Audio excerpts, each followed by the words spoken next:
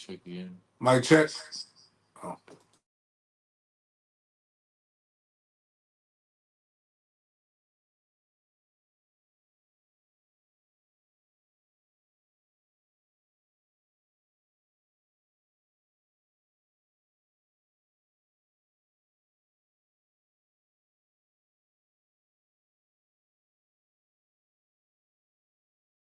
Thanksgiving stories. We didn't have a show on Friday. Oh, they said it's good. Okay.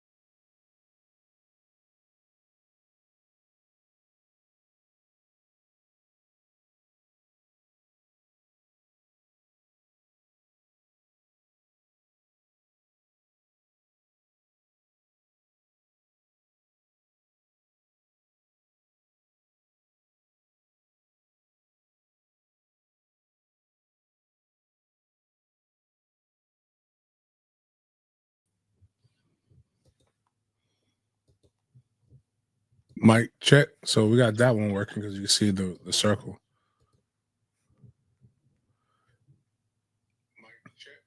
Okay. It should be good now. All right.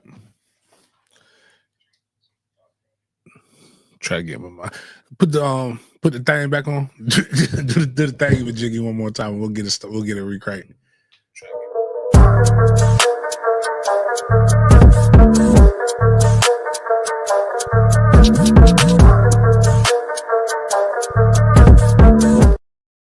Hey guys, how you doing? Nice to see you all here. When'd you get there? I'm Big Game James _36, and this is Big Games B.S, part of Dead Media Group, presented by AlphaClinicOnline.com. Let me tell you about the best thing about Alpha Clinic, right? You got something wrong with you. You call them.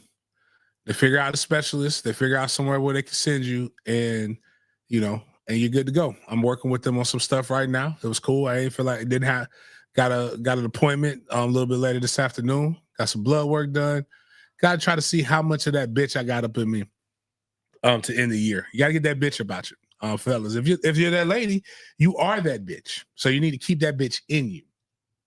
A little bit too much estrogen flying in football in general. Like a lot of estrogen that leaks right into testosterone. I don't even know how that works, but like very catty behaviors that were going on. Not just in recruiting, not your traditional stuff, but like it's spilled onto the field. So, but one thing I am interested in, how was y'all Thanksgiving? Anybody got any Thanksgiving stories that they want to share to the chat? Did your uncles get drunk and start telling the truth? Like you know that one uncle that's jealous, like I gotta go get something for my daddy. He ain't your daddy. I'm your daddy. Look, you don't look nothing like that man. Like, stuff like that. Any cool things happen. Something that happened for me that was pretty cool. Kind of sucks for my uncle. It was cool to me. I thought it was funny. I was able to do something that I get to do for the family because of who I am. Uncle's a huge University of Miami fan. Uncle Ruben. Big now. Oh, never mind. Larry said his name, whatever. Y'all don't know Uncle Ruben. That's the one that I said messed up my chicken wing experience. But now I learned that the chicken wings are now done by because of Keevan's wife. But she didn't do wings this year. She did legs. Legs are not the same as wings. I just want to put that out there. They were good. Drumsticks, yeah. I want a wing. It's too much. A wing, you get a drumstick and a flat. Shout out to my guy Anthony. He did a good thing. He got married. He didn't get married yet, but he got engaged. Then Florida State lost. So I'm not saying that him deciding to bend the knee is the reason why Florida State lost. I'm not even saying that every time he comes to Tallahassee, Florida State loses. I'm not even saying that he's the reason that Florida State is losing. But I am saying coincidence? I think not. But nah, he came over. Congrats to you, Ant. Look forward to seeing you Super Bowl week, not weekend, week. But my Uncle Ruben is a big Miami Hurricane fan. So I FaceTimed him with Drake. Oh, okay. Drake's number one safety in the nation, currently committed to the University of Miami. You know what the news is for Drake right now? Drake may or may not be flipping to the University of Florida. And I'm going to tell my Uncle Ruben it's his fault. He convinced Drake to go to the University of Florida by seeing the caliber of fans that Hurricane fans are.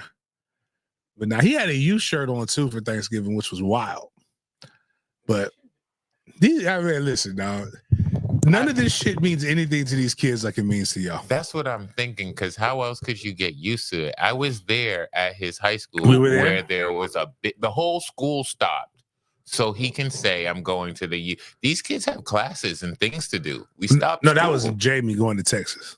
Oh, that's right. Now, he's right. been flirting too. We went to Drake's house. Remember, that was the house we went to. That was the house we went to. Geez, that's a lot to then just be like, nah, I'm going somewhere else. Man, listen. I don't blame the kids at all. I just blame us for putting all this hype around it. They're going to change. Facts.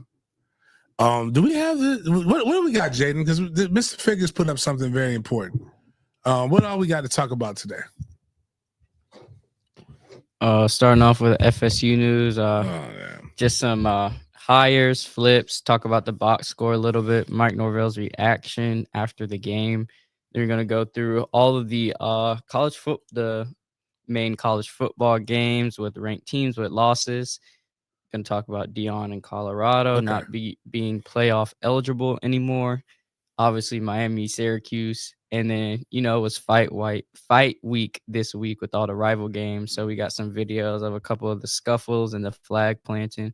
Obviously, the biggest one being the Ohio State versus Michigan game.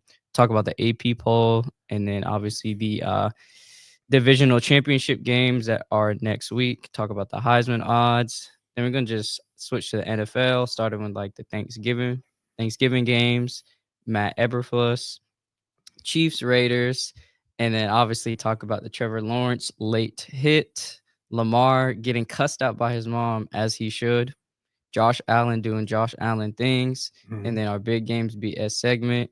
Start off with get well soon for Randy Moss, Medea at the Falcons game, and we're going to be rating some Thanksgiving plates that I found on Twitter too for our grub or snub segment.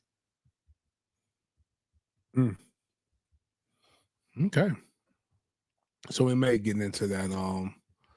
We may get into some Travis Hunter news. Do we have the video of him his interaction?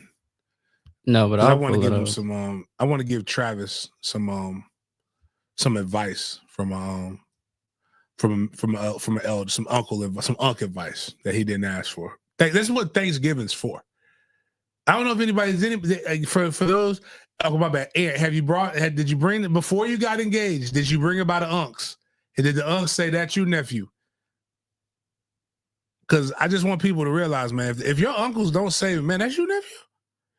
Ooh, brother. Either they're afraid of you that you might whoop their ass, or she's not a looker. I just want to, shit. Prom. Anyway, we'll get into that later. Let's see what else we have in here. Going into FSU. That's where we said we're starting, right? Mm-hmm. I did not get a job. I did not walk out with a job. I was hanging around. I did have some kids come. I did have some stuff popping off. But I did not leave with the job, and that's cool. I did leave doing my job, helping get some young men to end the in the game and making sure we made some moves. Cool for them. Shout out to D-Ray. Shout out to Chuck. I'm interested to know what else we're going to hear because I found out when everybody else found out, but it tells me two things. And one of them, I'm not overly terrified, but I did want him. I'm not going to lie. That's why that's why I got my chest out, in mourning of us not hiring Brendan Marion as our offensive coordinator. Now, he's up for a lot of jobs. I mean, his age, he's with Clutch Sports. I found out who his actual agent is. I'm in a group chat with him. I did not know I was in a group chat with his agent. His agent is a guy who makes a lot of things that I don't necessarily agree with. But nonetheless, he's not a bad person. He just looks like Uncle Ruckus to me. But he's with Clutch Sports. I'm gonna try to go. I'm trying to remember. He's a coach. It's not Jason Brown. It's Carl Reed. Carl Reed is his agent. For those who don't know, we've had Carl Reed on this show. Yeah, I don't know how he got into it, but it's and he's definitely a Deion apologist. No, we do not claim him. Not we. I can't. Actually, fuck it. He can still claim Houghton Street, Luke. I'm not from Hogan Street, so I was. You notice I did not give him the Rock Brook. We're not calling it the Rock Brook bounce offense. He's not welcome. He's not welcome in the Brook. He definitely has to check in unless something happens. But Gogo's name is being rumored with USC now as OC, Wisconsin, University of Florida. We'll see. But a lot of recruits and a lot of people were told that it was Marion. For it to turn out to be Gus Malzahn. Now, I found out while I was chilling with a bunch of other people texting me, is this true? I said, I have no idea. I was like, I guess it's true. But yes, it's true. The cool thing is, and what I do like what Mike and them did, not one person in the beat broke it. I like the direction in which he is going. Don't give them losers no fucking ammunition and no juice. Don't give the reputables nothing. Somebody else, Pat Forty broke it, I believe. It says sources, and the national pundits broke it.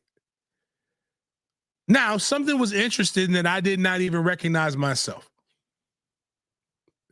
I always tell you guys about hires. Hires have to make sense. Relationships matter in recruiting. So how the fuck does Gus Malzahn get this job, right? Gus was the OC or was a coach at Tulsa when Mike was the quarterback coach at Tulsa. There's a relationship. There's the bond. They've worked with each other. They know each other. Mike, I like gray hair Mike more than I like Mike with dark hair too, by the way. Like, here, if I send this to you, you think you'd be able to post this up real quick, Jaden?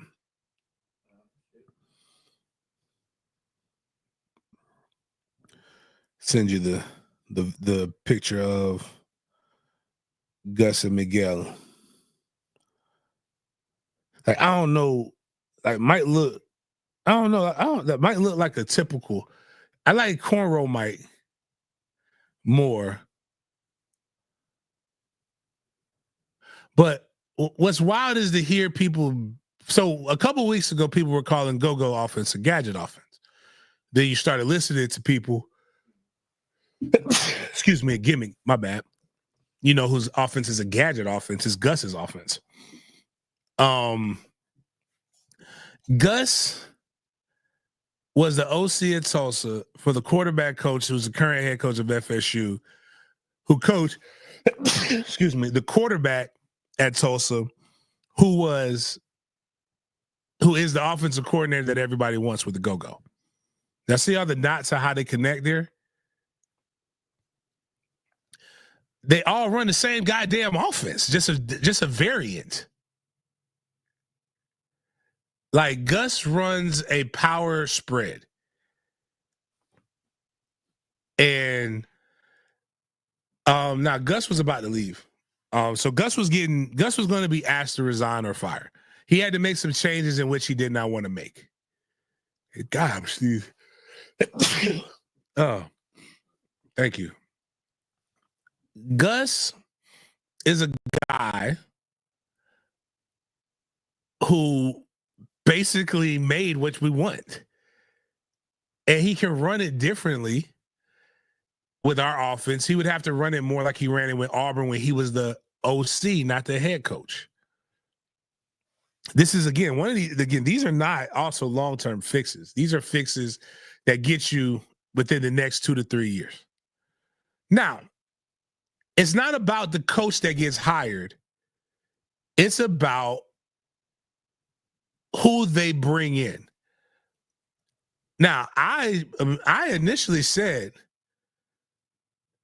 out the gate, oh, this means Grant Hurd is coming and Herb is coming.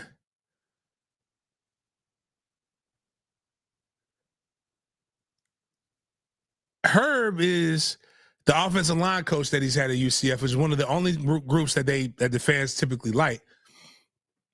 Grant Hurd is a wide receiver coach who's been around for a while, hell of a recruiter. Right now he's at Eastern Michigan, I believe. But, like, he's been at almost every other stop that Gus has been at. And what those guys are hellacious recruiters. And they got guys that we can already use and identify.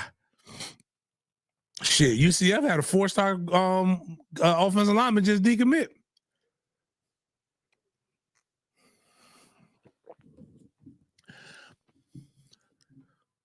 Yeah, I don't know if I like Gray Mike. Yeah, no. He looked like he up to something right there. Yeah, okay. You know who he looks like right there? I know he's very white. Mike has no Spanish in him right now, but from this side right here, he looked like John Leguizamo. John Leguizamo and John Wick in the original John Wick.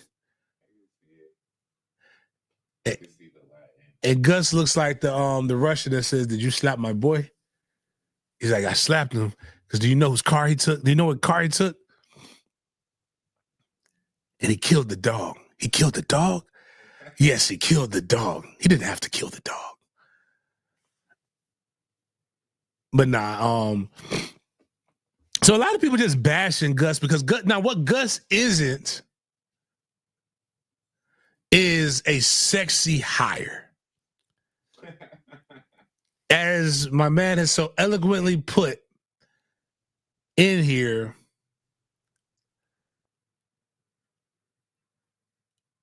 he put Gus is 148 years old. Hey, Joe Louis was 148 years old. Don't nobody know that about Joe Louis. He was old. He was always lying about his age. Gus, you can't get to say permission to speak. Is this a safe space? We speak the truth here on this show. I speak honest. I believe in my heart of hearts that Mike really and truly want to go. It's also the reason why I think I don't have a job.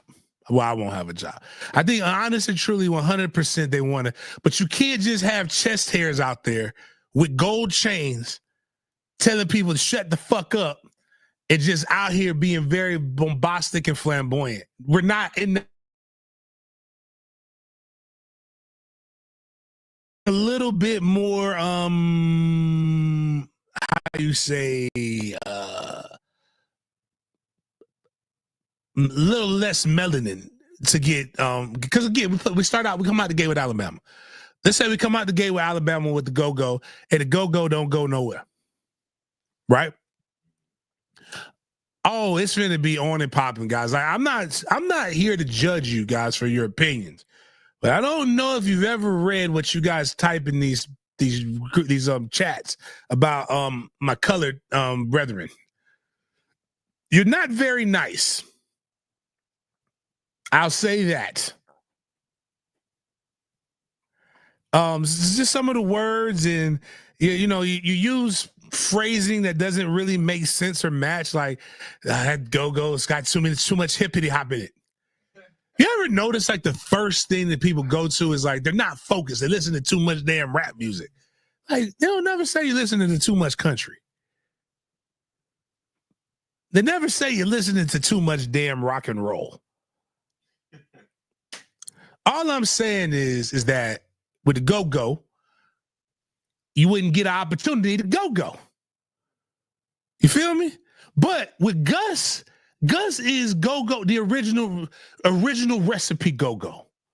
You can't get mad at Gus too much. Plus, Gus has coached in it. He's won a national championship as a coordinator. He's coached in Go-Go's agent isn't Jimmy Sexton. By the way, I don't even think Gus Malzahn's agent is Jimmy Sexton. I'm not sure though. But like, they never like that's the main reason. Just it's good. It's what I needed, but it's not what I wanted per se. Don't you go get these people's hopes up? They're gonna start talking themselves into like, yeah. Right. Gus is okay. No, I'm saying, like, here's the thing. You want to know the truth? We have Gus on Saturday. We beat the fuck out of Florida. Okay. You have Gus. You're a 9-win team last year as an offensive coordinator. Does that mean Gus going to get us in the college football playoff? I am not here to tell you that shit. Like, as y'all are seeing, the fuckery is already commencing, and nothing brings me more pleasure. Nothing brings me more pleasure. Wait a minute, hold on. Oh, Gus's agent is Jimmy Sexton. Okay, whatever. I don't think Jimmy had anything with that. Nothing brings me more pleasure than the opportunity. I'm going to ride the bus with them to every event. Miles, we will get some of the best University of Miami coverage and content that you have never seen. Like, I'm talking about, you would think, a matter of fact, I might change the channel's colors to orange and green for a week. FAMU, yeah. But I'm going to be on the bus. I'm going to be like, hey, guys, what's going on, man? We're going to the... We're going to go to Adventure Landing and play laser tag. Come on down, Miami Hurricanes. You know what we're going to do? Let's go take a tour of the damn naval battleship. How about that? Doesn't that sound fun, guys? I'm with a big old smile on my face at practice, hanging out, chilling, vibing. I'm even going to bring snacks. What does this song do for them in the Gator Bowl situation? It brings them right to the Gator Bowl. So it actually works out this time. It does work out for us. Oh, wow.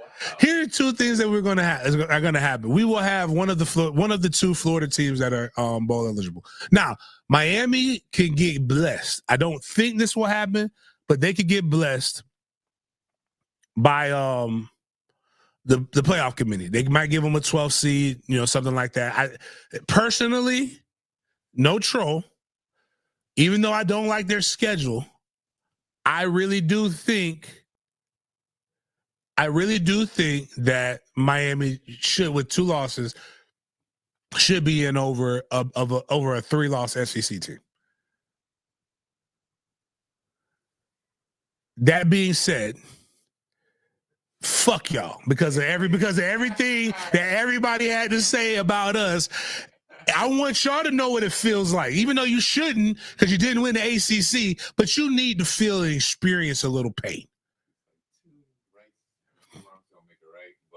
You still need to feel this. 2 lefts, but don't 2 lefts equal 1? Or is it 3 lefts? Hold on a second. 3 lefts. 3 lefts equal a right. I can tell you that much. But if Miami gets in, Florida will get in. We talked about this on the Gator Bowl show last week. We'll talk about it again. I told them we should have just waited till Wednesday. Like, it was a lot of anarchy happened, a lot of bullshiggity happened.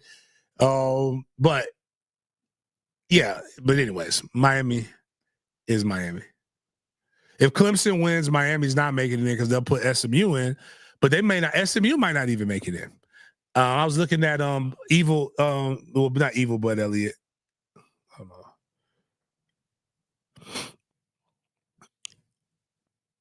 on. Bud Elliott put up a list. Didn't look too appealing for FSU fans or ACC fans in general. Damn, we lit today. What the fuck do y'all want from me today? Why is there 123? I'm not complaining. Ain't none of y'all ever been in my chat like that. What are y'all looking for? Just tell me what you're looking for, and then we can just get right to it. I just told y'all about Gus. D-Nick, chill. So I'm gonna tell you this. Anybody posting that D-Nick's coming to Florida State at this juncture does not know what they're talking about. D-Nick is not at FSU right now. I have it under good authority that D-Nick is not at FSU and that D-Nick is planning for whatever happens in the bowl game. He's going hard for University of Miami with their recruiting. I can tell you that on good confidence. I can tell you this also.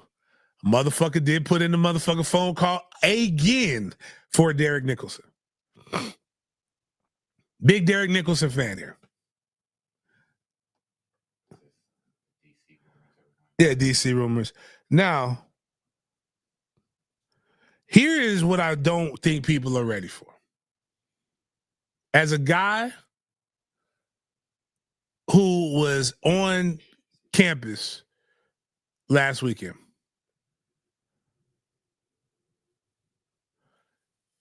I don't know if y'all gonna be happy with the direction the defense is going.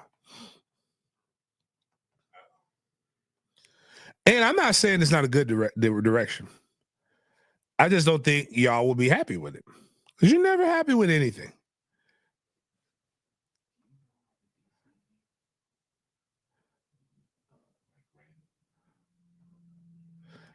So I was there. I was kicking it, was hanging out. Actually talked to Randy. It was kind of crazy because I wasn't really, I'm like, I want to talk to Randy. Randy, looked like a guy who was ready to call the defense.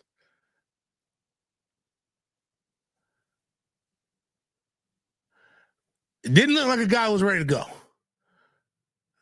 Looked like a guy who was firmly doing his job and was firmly going to be there for a while. Last time I saw that was when everybody was telling me that Dugans was fired, no matter what, in 2021. And then I told everybody, I don't think Dugans going anywhere, guys. I think Dugans going to be right here where he need to be at.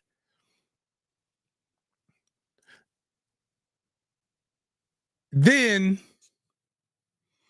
I saw Pat Surtain. Pat Surtain look dialed in, man. I'm happy about that. I would not be over. I'm not telling you that this has happened. I would not be overly shocked if we made Randy co-DC, kept Randy as co-DC, and we had Surtain as co-DC. And you upgraded his title.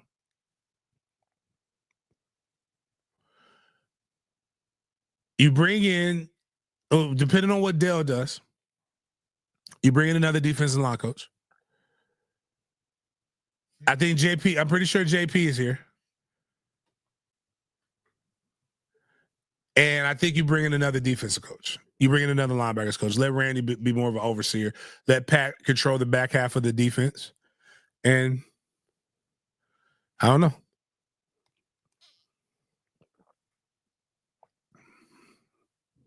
But I will say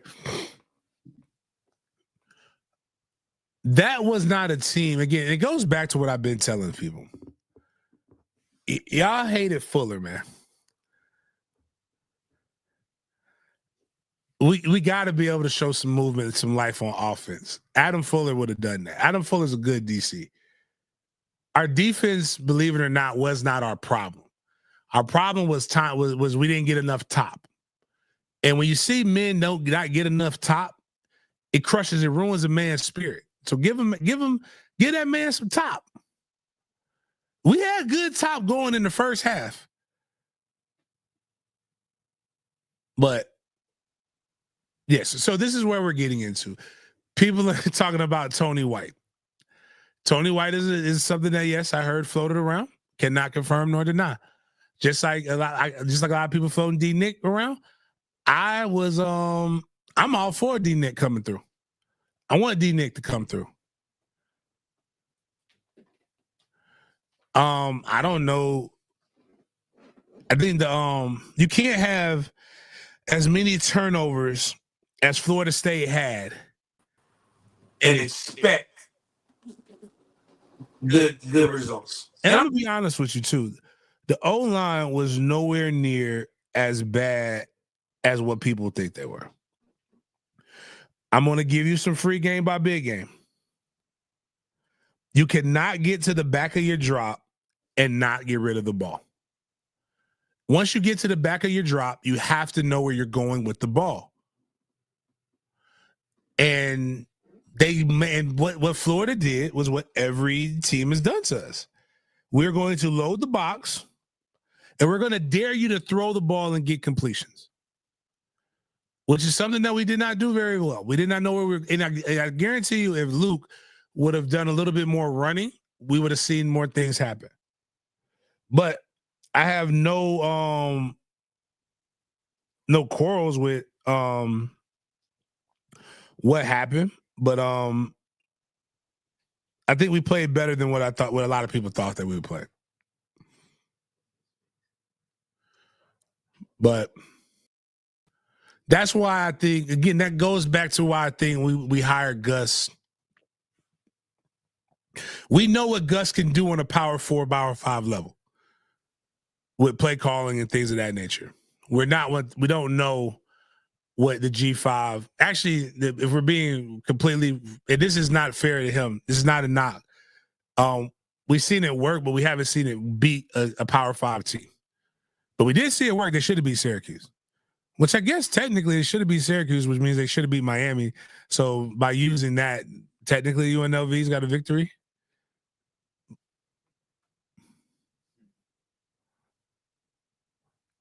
But I tell you this, the fumble, the pitch, oh, that was tough, man. I know Cam is going to be fine when he gets it together. Well, I think, again, and I think some of y'all need to be a little bit, y'all picking the wrong young bulls to be hard on. Like, them boys is hard on my boy Cam. By the way, man, I was hanging out with his daddy. And I apologize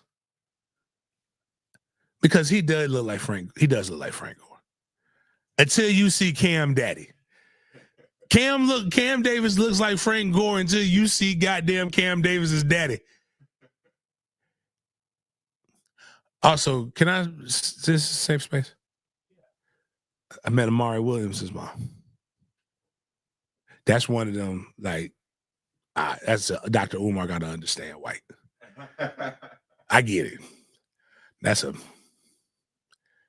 it came out of me. It didn't even mean to come out of me the way it came out of me. Seeing Cam's mom, Cam's dad. She actually, damn, this is gonna be, fuck it, shoot your shot, shoot. She listens to the pods, so she was like, "You're that guy from the pod." I'm like, "Yeah, she is banging." It just came out of me on accident. I didn't mean it. It came out of me that I looked to my left and I swear I saw Dr. Umar. Doom. Like, you ever see the memes? It's like Dr. Umar came out of nowhere. He's not supposed to be in Tallahassee. Well, Amari's mom is bad, but Amari's knee is Amari will be fine for next year, the way ACL injuries are going. But it is, I mean, I think he messed up his knee pretty good. But when your mom is fine like that, there's always going to be a place for you on somebody's roster. Because there'll always be a place on somebody's roster for her. Well, I actually wish he was rushing the passer. So, But yeah, that might be what it was. It's snow season. It is a little cold out. Everywhere's snowing and shit. You know, like, hey, like get a little boy. That's what should have happened in my heart is Boys to Men. Should have been playing that. Let it snow. Let it snow. And it's Christmas season too. But y'all gotta let some of these young bulls breathe. Like y'all give the vitriol to the wrong ones. Like the ones that kind of that are out here really fighting the good fight, man. I told his mom I'm gonna let her come on the show though. If she wants to. I told her I meant it. I'm gonna follow up with her. Say, hey, slide through. Talk your talk. Tell your truth. Within reason. I don't want to hear no bad shit. We got enough bad shit going on. But I personally believe we keep these young bulls with a competent offensive plan. I don't know where at, dog. My bad, no Sage. Can somebody, one of y'all internet troopers, go find Amari Williams' mom's at? It's got to be in there somewhere. Yeah. Knowles age. Is it Knowles Sage or Knowles age? Man, I don't want to talk about Pat Payton, man. Pat Payton, there are people asking questions like, what if unpopular truth? I wouldn't mind Jackson and Farmer coming back. That's not unpopular, brother. That's smart. Daryl Jackson played better toward the end. Okay, it is Knowles Sage. Okay, because we need some sage in this motherfucker. Because shit, we need to cleanse the timeline. All right, well, that's enough of the offer. Like, what other stuff we got? Can y'all tell that I'm okay with Gus? Defensively, I would like to bring Derek Nicholson in if there was any way to do it. Personally, I believe Randy and Pat Surtain would be fine. Bringing some killers on the recruiting trail and let's shake up the board a little bit. Let's go out here and get some things going. I'm good with that. Angelo put, do we get tight end Kalen Fox with the go? Oh, man, I deal with her mama, man. My mama, I'm talking about his mama's that getter. She got one. The women with the nose things. Even though my cousin has them, I can't pick on that shit. My cousin got one. Nah, I don't even know her. She ain't married to some dude, some wild looking dude. Ladies with the bull. What's it called? The bull. It's the bullhorn thing. The septum piercing. That's it. Yeah, I don't really. They have another tight end that we missed on that was from Panama City. That was a no commit at one point that I would much rather have than him. But yeah, his mom is she's a bit much. She's a hairdresser, so she kind of but she's not like Mellow Wife. Remember Mellow Wife wasn't she the hairdresser in Power?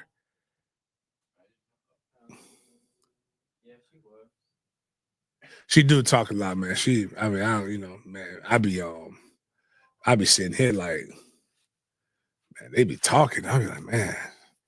Sometimes, I love women, man. I love black women, boy. But sometimes, boy, shit. I'll be like, y'all motherfuckers just don't know when to shut the fuck up. Somebody put, just curious if you know where Atkins is going. All signs indicate that Atkins will be an analyst at the University of Florida. That was not him on the sidelines, though. That did look, I'm not going to hold you. If you just did a quick glance, that damn sure looked like him. He was a little thinner than my guy Alex is. So, but yeah, I would love nothing more than to raid UCF. We got to start using these. We got to become bullies. But the cool thing in all of this, and the scary thing in all of this, is that Miami is, as much as Miami picked on us about not capitalizing on the best season we've had in recruiting, you know what Miami's doing right now? Their class is crumbling before our eyes. Ours ain't doing great, but I know you got some of those. That's the next day coming up, or did we already pass that? The decommit. Again, my only advice to these Jits, hey man, stop all that. If you don't be a fan later shit, please. Oh, no way. That's not Amari Williams, I'm going to do research just in case, though. Make sure my eyes were not deceiving me. So 4-star interior offensive lineman Peyton Joseph has flipped his commitment, if you guys did not know, from Florida State to Georgia Tech. He is 6'4", 310 pounds from Fort Valley, Georgia, and he had been committed to the Seminoles since July. So he's staying home with Georgia Tech. Georgia Tech's having a great recruiting class right now.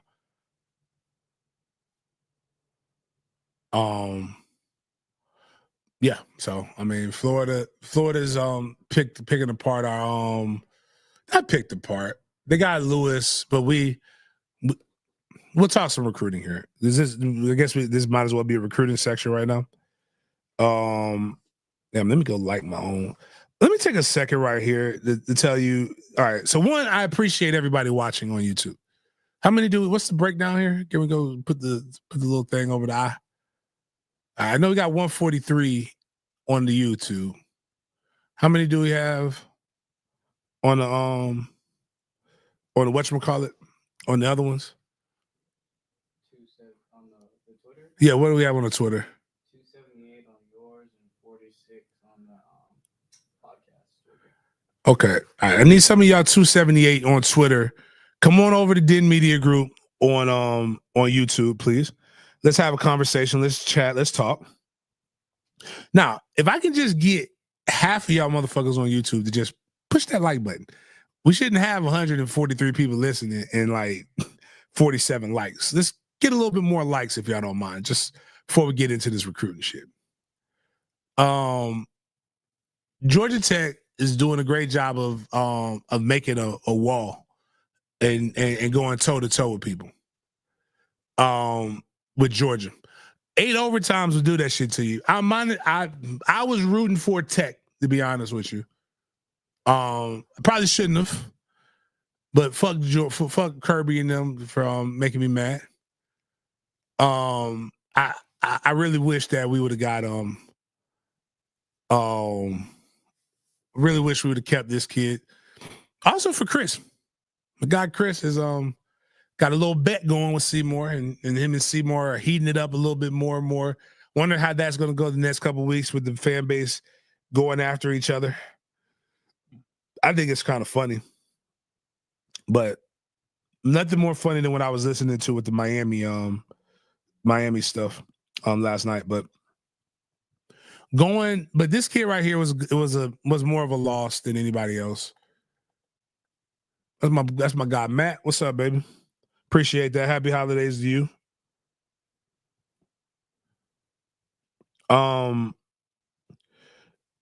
Solomon is a guy who's on the flip watch for Florida. So if Florida does what they need to do, they got a running back from us. They got our quarterback. They got an offensive lineman that we wasn't really fucking interested in per se, if I'm being honest. But if they get Solomon, that's 4 flips, if I'm looking at it correctly. What is that? Can we pull up our ranking now?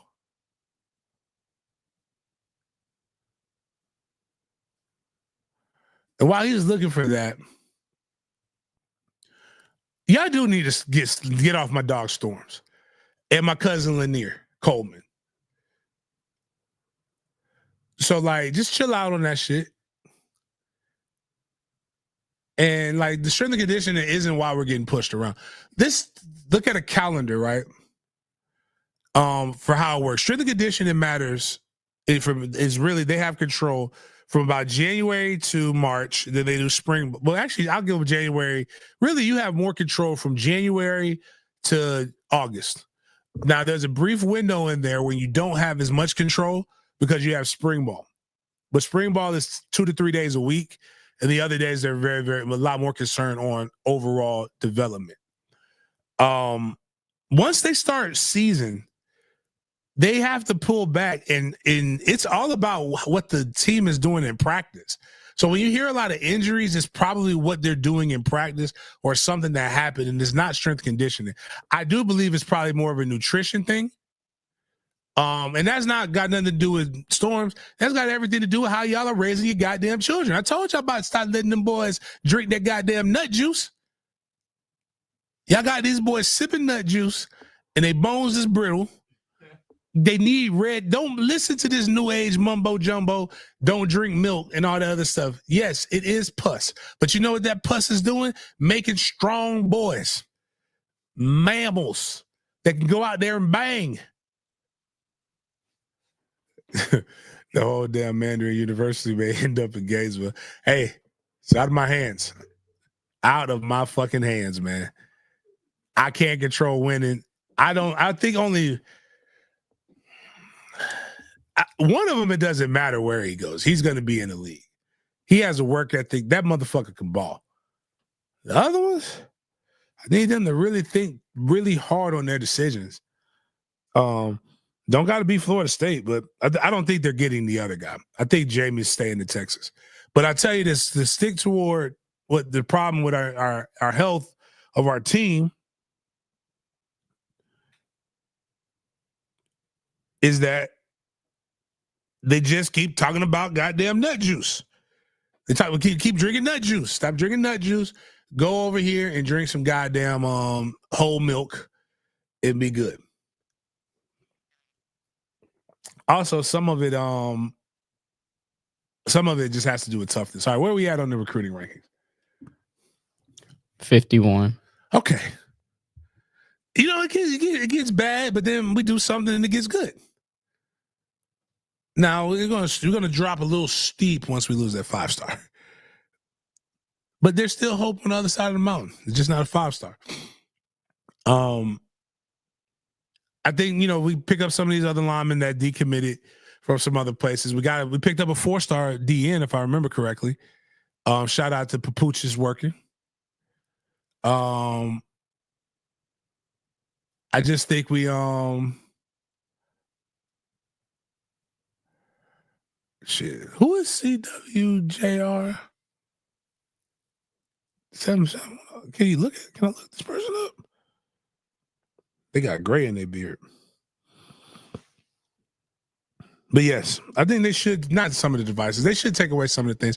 I was talking to one of the parents, and they were saying the cars are getting broken into a lot. And the problem with that is, it's like, you realize what happens. I said, the campus ain't that far from the fucking hood. It's like you guys are looking like big ass licks, running around here with your Hellcats and your Lambos and everything else. I'd rob y'all motherfuckers too. When Hard Knocks first started with the Ravens, they had Tony Siragusa, a couple other guys. Tony Siragusa was part of that old crew that came in when free agency had just started with the NFL. So he hated the new guys that were making all the money.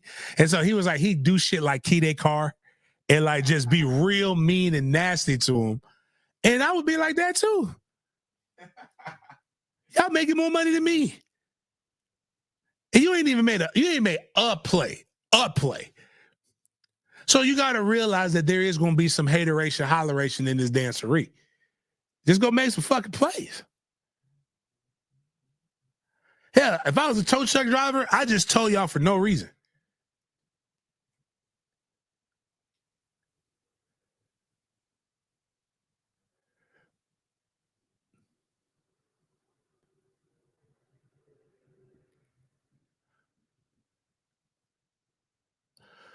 Kyle I saw Solomon at the game and he was wearing FSU gear. Does not mean a goddamn thing. We got multiple. Tremel was wearing a vintage FSU 1993 national championship t-shirt the day that he decommitted from Florida State. So just that shit doesn't mean anything, man.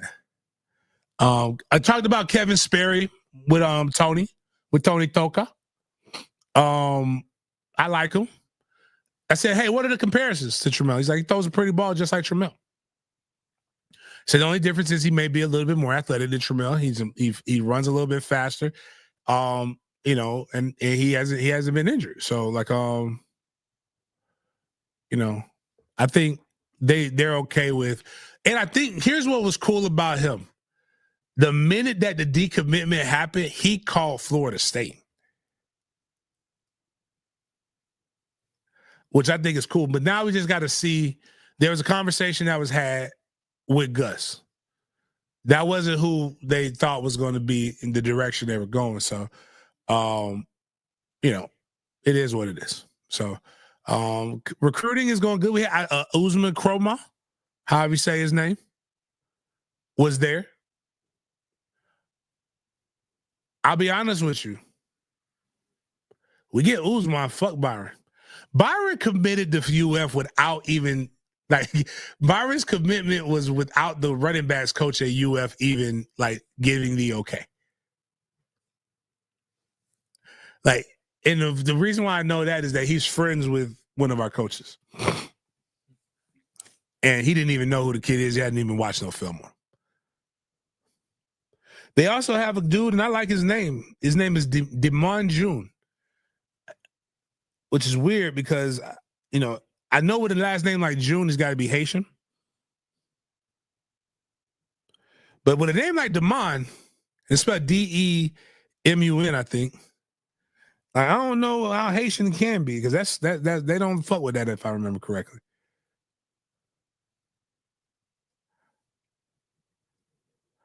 So I think that's cool. So, I mean, the running back room will be okay. I think we're going to end up in that same range where Mike Norvell always has been in terms of high school recruiting. We'll be in that top. We'll be top 25. And then I think they're just going to have to kill it in the portal.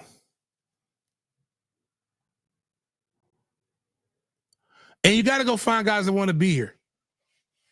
And to be honest with you, if you commit to 2 and 10, you want to be here. But if you've really watched it, and as I've said, and as my friends have said who coached against us, this is not a 2 and 10 team. Team got way more talent than what they're showing and whatnot. So what else we got?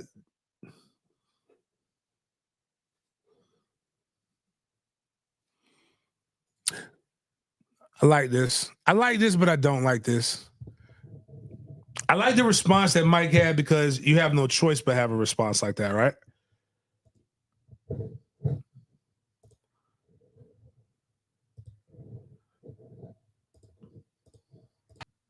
Man, if you don't get your pussy ass motherfucking kids off my goddamn field, punk ass, bitch ass, old bad ass, he didn't say the N-word. I know Mike didn't say that, but I know Mike called him a band, though. The Rivalry 101. He threw that shit. That was funny. Now, I saw a lot of y'all in the fan base. Saying shit like, nobody went and defended the field. I'm so tired of y'all saying that shit. What? Armella went out there and Armella was about to get his ass two-pieced.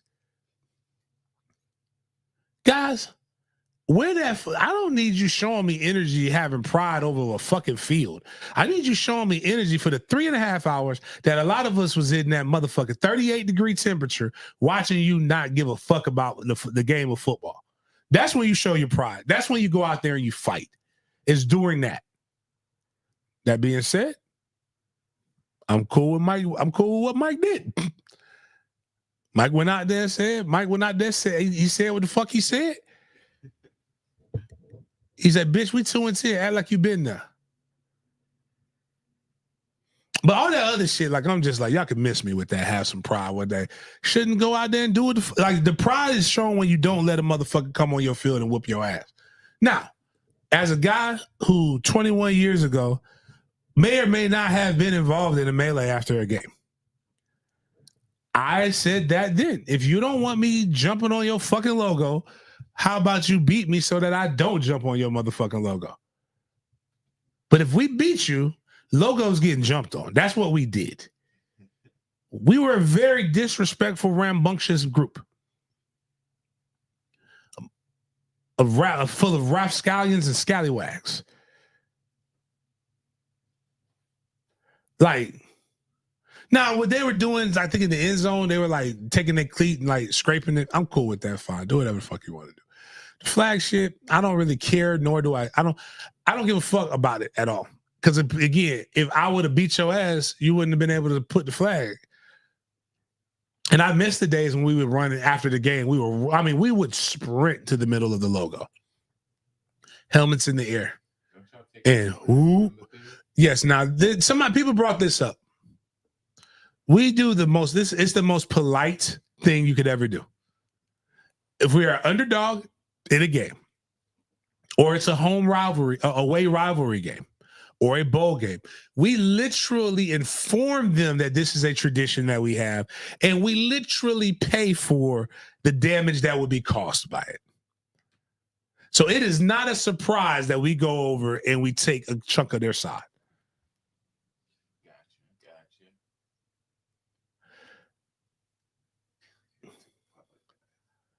Nose Sage says W. Of course, yeah, I talk to him. I talk to everybody. I mean, not during the game. Like, they going through something during the game. They don't need to talk to me during the game. They talk to their fucking coaches. Get that shit together. But it comes to a point where you're like, motivational speeches don't work. Like, that's why some of y'all. If motivational speeches work, most of y'all will be great people after you leave church. Y'all listen to the goddamn y'all be sinning as soon as you get in the fucking parking lot.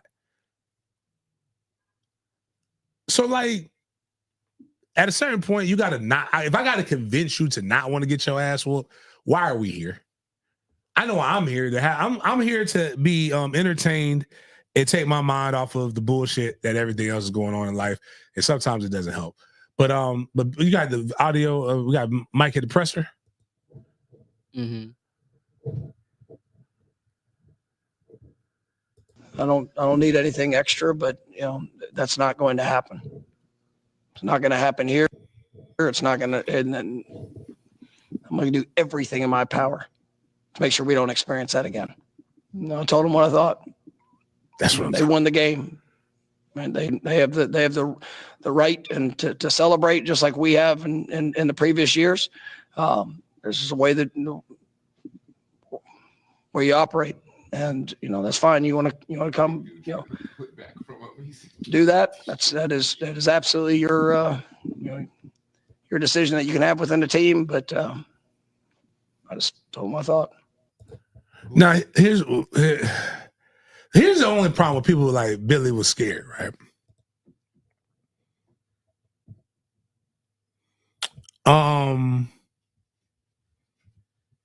Y'all do know Billy coached at HBCU, right? That's where he cut his bones, right?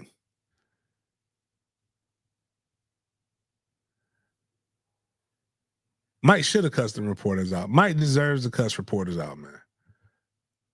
Mike's had a rough season, man. I fucks with Mike. The game is the game. Mike had a rough season, man. Chris was there. Chris Ricks came back. He talked to the team. A lot of people were saying they saw that them guys was checked out then. But that would have been so funny if Mike would have crashed out. That would have made me like him even more. I'm glad he didn't know, but like it would have made for some hilariousness. But yeah. I don't know what else to tell y'all, man. Like, we just gotta get the ass kicking, man. I want to know who that is who tried to take the flag back. So funny story. So the guy, they weren't going to do it. They actually told the University of Florida players before the game to not do that. They actually legitimately told that. They said they'll get in trouble, but a guy, I won't say who, but a guy encouraged a couple of those guys to do it for some bread and said, what the fuck are they going to do to you? Get a senior to do it. What are they going to do, like bench you? And when they put it in that perspective, made sense. But now we'll see what's going to go down. What's going to be interesting is going to be the opt-outs. Florida's already had, I think, 3 players enter the transfer portal since the game has been over. Andy Jean being one. I believe a defensive lineman is another one. I forgot. I think it was 3, might have been 2. But it's going to be interesting to see who opts out of bowl games this year, and especially in our rivals, and like to see like how life is like when you don't have like all of your good players playing the bowl game. So when you play a good team, because now they may not play a good team, but we play fucking Georgia. But all right, next thing.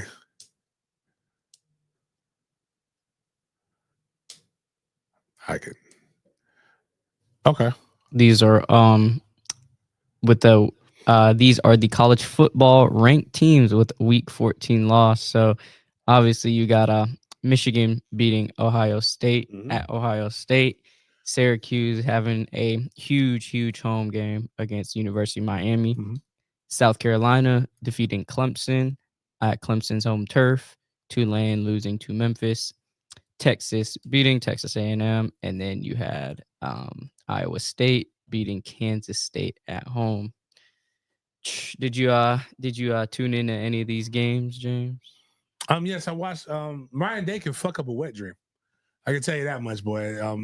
Ohio State Michigan game was one for the ages if you love boring football.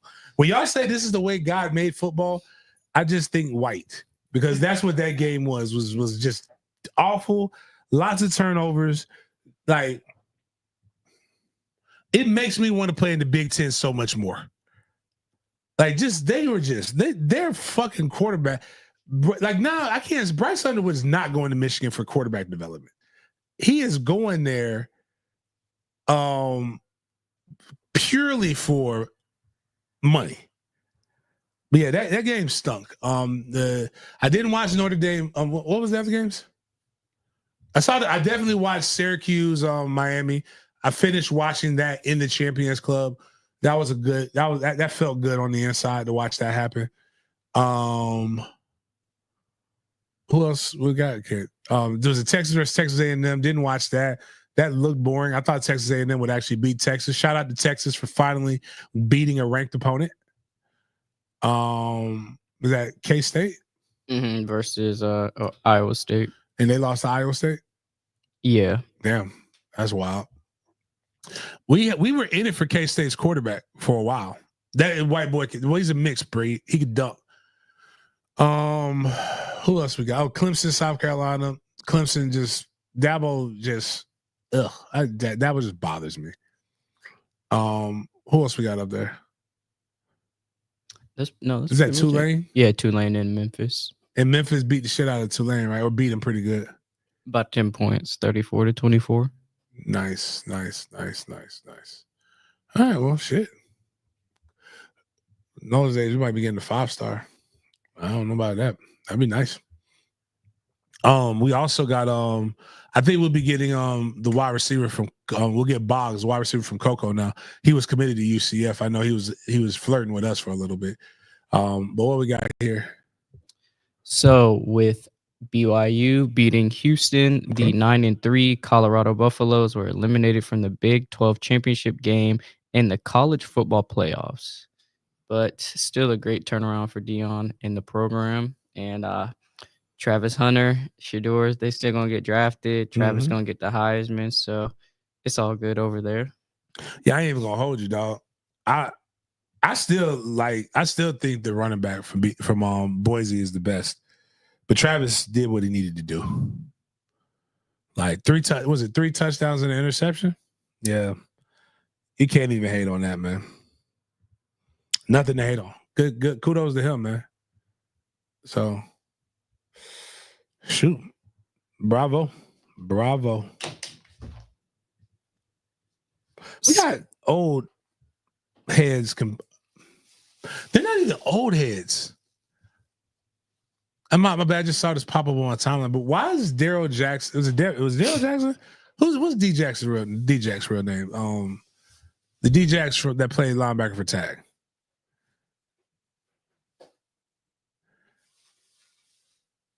And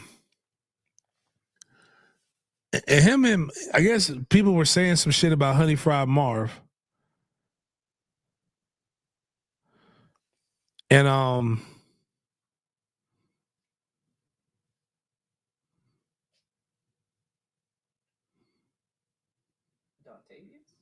okay, that's it.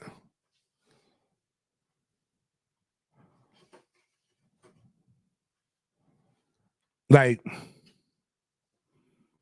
I'm man, boy, whew. Yeah, I guess they're having an argument that Marv is like a top 5 D tackle in FSU history.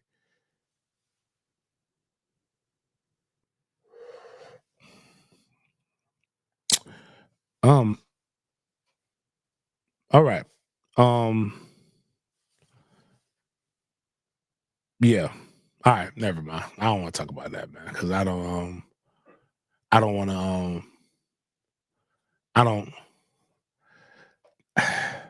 You know, when you make these, it's like the LeBrons.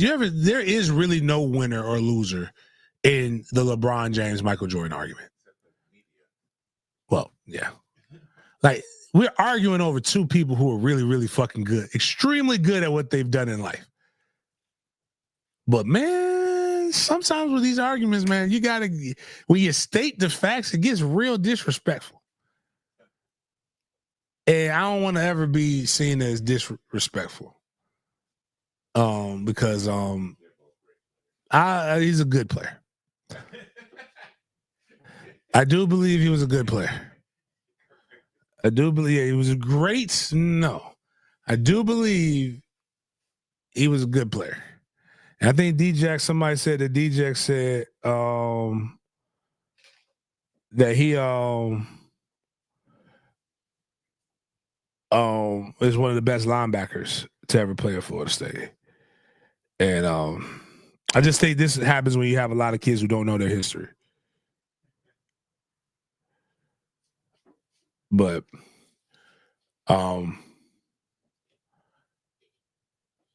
man, shit. Yeah. Never mind. Let's go to something else, man. Because those are topics that just tend to lead people down roads that just aren't that don't sound respectful. Just gonna say nothing. So with the holiday season coming up, spending time with family, being positive, not hating, some of the things you should do. But Miami lost, so all that's going out the window. So these are some tweets that we're trying to forecast Miami's great season in college football. What we're doing is what people do to me for no fucking reason at all.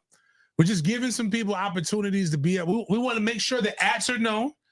I want these people to receive the attention that they love to give. That's all. Just, for those who don't know, Miami lost. So, all right, let's go. So we got Briz okay. at Briz Media Group. He's a big one. April 28th, 2024.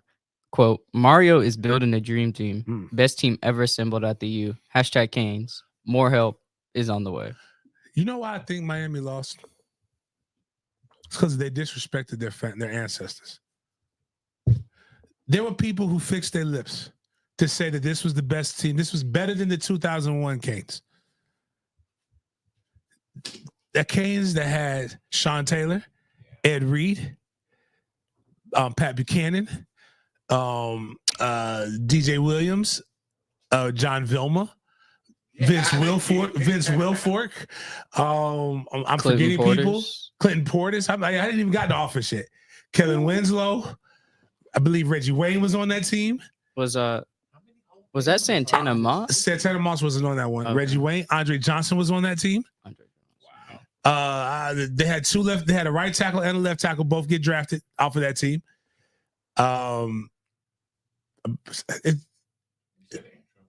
Antrell Rowe was on that team. The amount of disrespect that they gave others, as well as their own, needs to be studied. That was a factory. Yeah. Not just Clinton Portis, the oldest running back, the oldest running back to ever play the game of football, and Frank Gore. Where was Willis? Willis McGay, he was on that team. Oh my God. I gotta see how many Hall of Famers are on that team. The team was loaded, man. That's the point. Is that like your backup is like the biggest movie star? What was The Rock on there? That was on 93. That was on the 90s teams. Oh, okay. Like early 90s. The Rock got his sack of Charlie Ward. Matter of fact, when I was watching I went to go see the WWE live during that time. And it was, now I think about it, very weird situation. My mama knew I whooped niggas' asses back then. And now that I think about it, it had to be the only reason. One of my sisters, it was a male teacher, wanted to take her out to the WWE. She said, yeah, you can go if you take my son. And I'm over here. I'm bigger than this motherfucker was at that time. But now I didn't dawn on me. I just wanted to go see The Rock and Stone Cold. It was at SmackDown. It was on Thursday night. But I didn't think that this motherfucker wanted to take my goddamn little sister. There wasn't no other people around. It's just me, him, and my little sister. Bitch, man, I wish I realized what this I want to slap the shit out of him. I really only remember the WWE experience. But The Rock showed the highlight of him sacking Charlie Ward at that thing. And that's when I was like, fuck this dude. But Najee was on that team. Reggie wasn't on that. Okay, I was wrong about that. The point is not about who was on the team, but that's considered by many the greatest college football team ever. You compare a team with 2 losses to the greatest football team ever. You compare this team, they said that this team is just like FSU last year. They had an easier schedule. It should not have even been close games. To quote my boy Hish, now that some of these things are true, though. Best quarterback room, best running back room, best wide receiver room, best tight end room, best D-line room, best linebacker room, best cornerback room, best safety room. But to listen to these guys on Spaces last night, telling you, I'm getting into Spaces again. They want to fire. They want Mario's head on a stake. They went from being worried that Guidry was going to leave to like wanting the only person they like seemingly is their OC who stinks.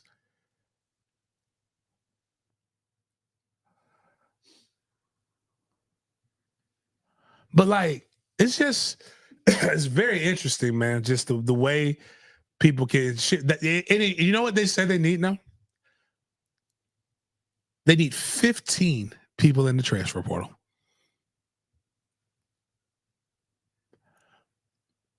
And they got to recruit. They got the recruiting side of it down pat. But I'll give you this. There are guys like AJ. There are guys like your uncle, my uncle, everybody's uncle, Luke Skywalker. The man who puts offense coordinator, defense coordinator.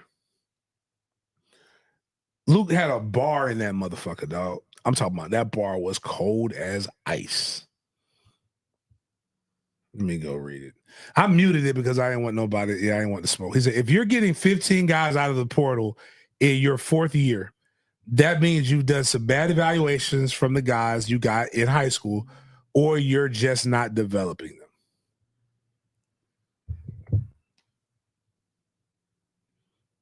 them.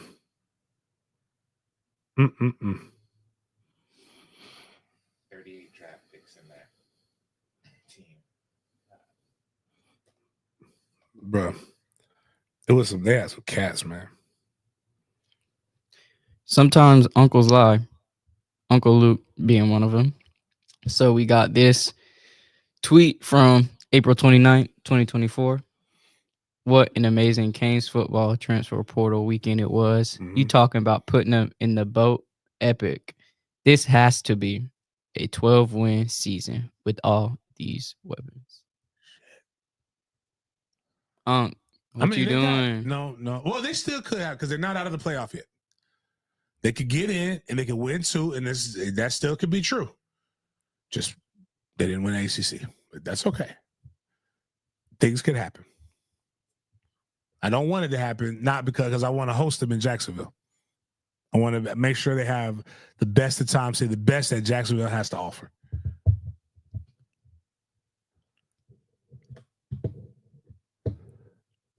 I already talked about Tony. Oh, this was diabolical by a man who's happy that he can take a shower. You know, my man don't shower when he lose. So thank God his wife is like she just imagine giving head to a dude that smells like a bag of jock straps. Actually, you know what? She might be nasty. We'll find out. Let me find out his wife nasty. And she a track star.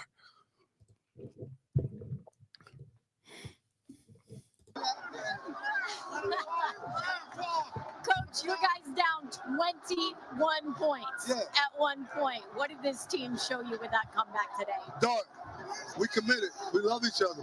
We truly love each other. It's amazing. I'm just very thankful. I'm excited. These fans. Syracuse back. Syracuse is back. I just love it. Hey, Kirby Smart, thank you for that message earlier, Kirby. It means so much to me, Coach Smart. I appreciate you. I love you. Thank you.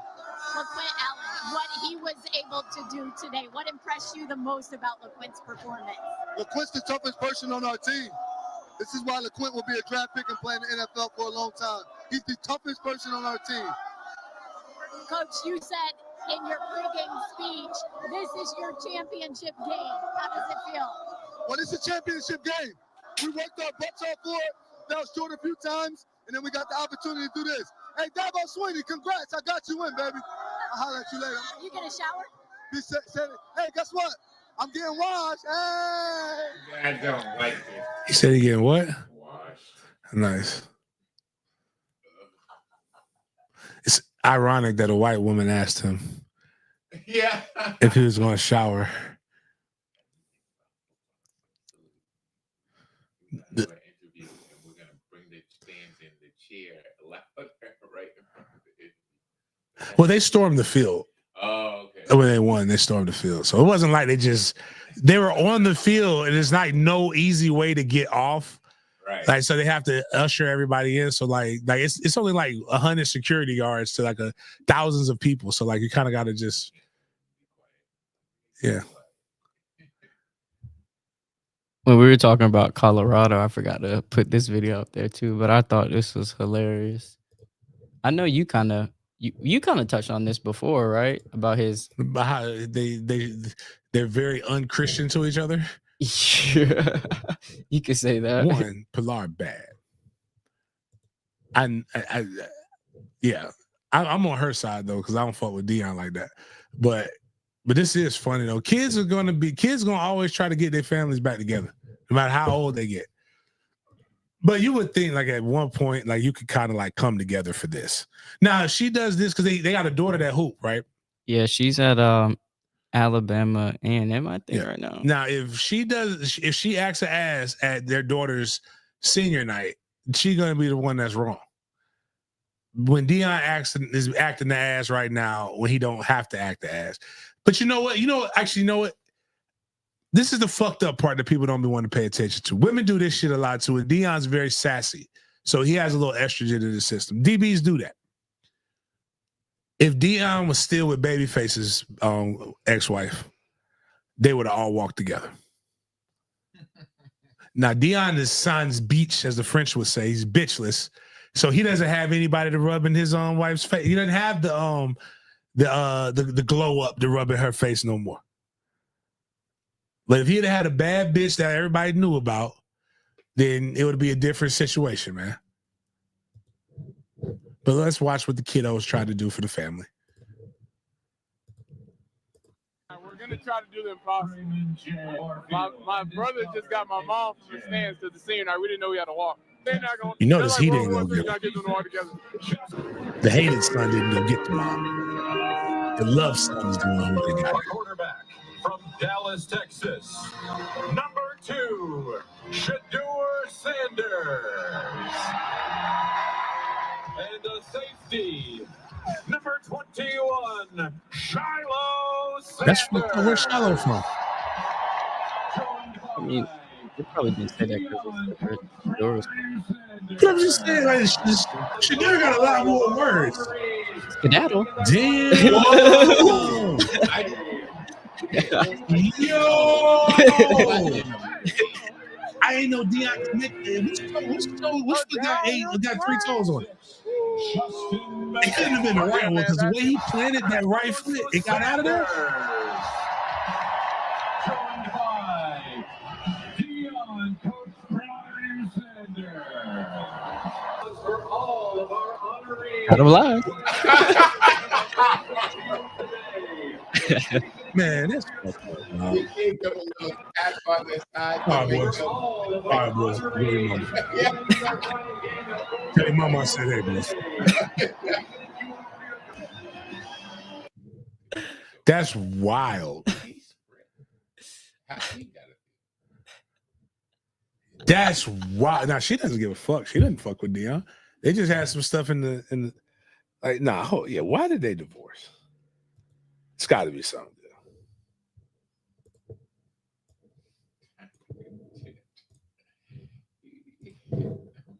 Pilar Sanders' attorneys have tried to pay Deion Sanders as a cheater, saying Evans stays over at his house while he was legally married. But Deion said his wife was the one who was cheating. He said he filed for divorce for adultery. During testimony over child custody, Deion Sanders erupted a shot at "Oh God" before turning and walking out of the courtroom with his estranged wife accusing him of using steroids. Deion and Pilar are in the court for a trial. Pilar began to testify about the steroids. Deion Sanders stood up, muttered under his breath in disgust that he did not come back until after lunch break. That would make me mad too. Like somebody, because I don't think Deion did steroids. He said he choked her. He leapt across the table and lifted me by my throat. I mean, it's not like something else. Yeah, I mean, women like to be choked these days. I don't know, like I don't think. Oh, man, listen, dog. It was one of them. You ever see the thing where it's the red flag if you put your hand on the throat and she smile? I'm telling you, man. Listen, dog. The way that some of these women like sex, from what they describe, it should be impossible for them to be able to call the police for domestic violence. Because some of that shit sounds like it's like the scene from Don't Be a Menace in South Central, and they're in the mail truck and she turned into a monster. Yeah. Yo, that movie's so funny. Yo, they said she was a sex operator, phone sex operator. Like, yo, that's wild. But this was like 2013. Like, this is crazy. Guys, I mean, okay, we got Tony White. Good for that. Okay. I mean, we talked about Tony White earlier today. That's Nebraska's DC. I'm not getting into that. I don't really. Okay. Speaking of fighting, man, this week there was so much scuffles and fights. Almost at Colorado, but everybody was throwing hands, man. I don't know if you guys saw this quick little punch by Notre Dame on USC, but this was hilarious. Let me see this.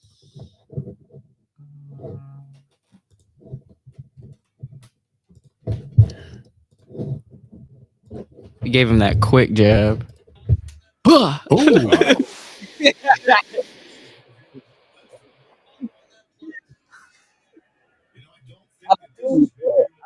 I'd be shocked.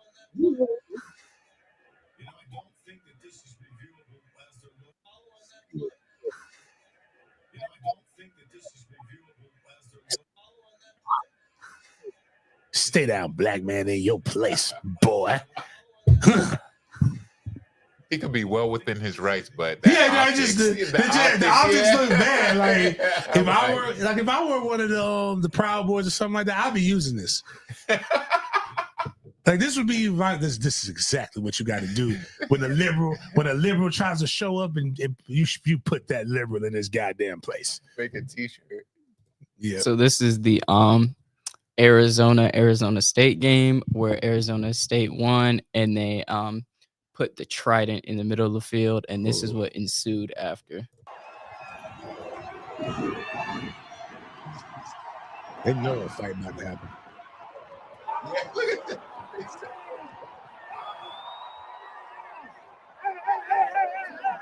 Put your hat on. Number 5 putting his helmet on. You gotta put your helmet on. Don't have your helmet on. You gotta make sure you're ready.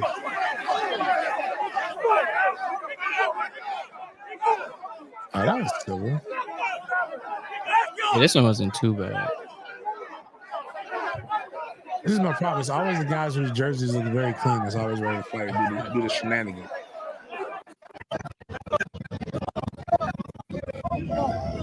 was all love after. No. Next. Couldn't be all love. Yo, Next. I hope that's not where I think it's going. Next, we got the UNC NC State So you game, where already NC lost. State where NC State beat UNC at home 35-30, and he had this great throw. He might have to switch football out for javelin or something. The way he launched. Understand? So that you don't get any of this shit. Right. Well, there's no point in having a handshake. Like, I'm gonna be honest with you, man. I don't like half.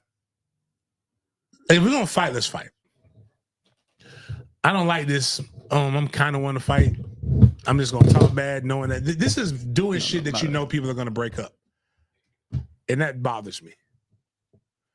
But fuck it. Speaking of breaking up, it's looking like Ryan Day is about to get broken up by Ohio State because of his Michigan record. He is 1-4 against Michigan all time at Ohio State.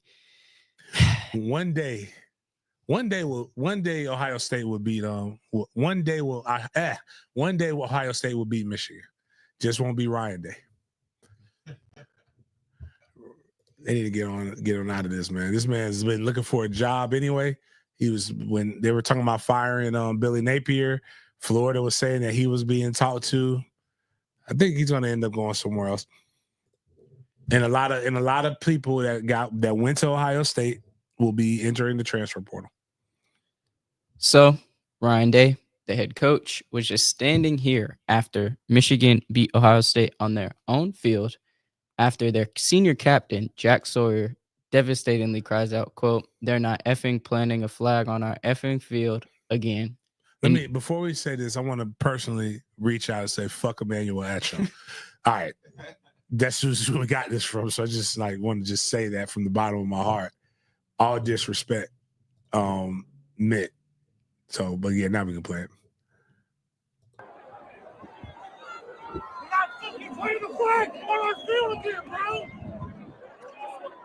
Wait a minute. I just felt that. Fuck that shit, man.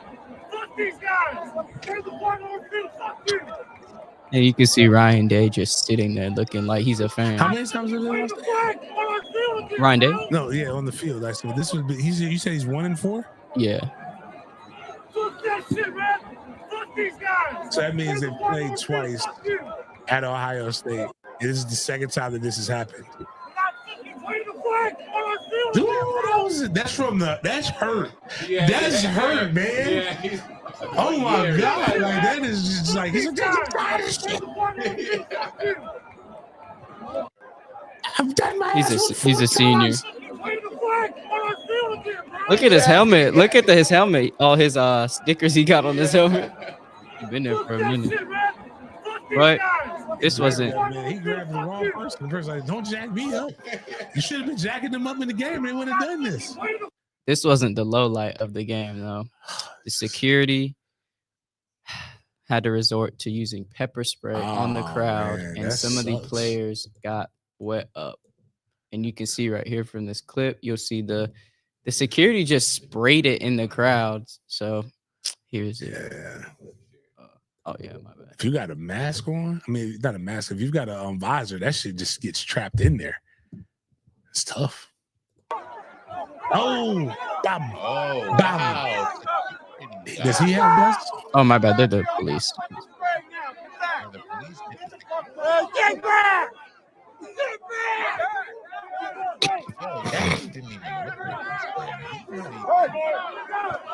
back! Get back! It went back. It went back. He's spraying your own ops, man. He's like, I'm gonna spray it now. Get back! Get back! Get back! All look the same. That's Like, just crazy. get your ass out of the melee. Like, if you can't handle this, man. Ooh, yeah. And these are It the does not look good. reactions of the Michigan players who got sprayed.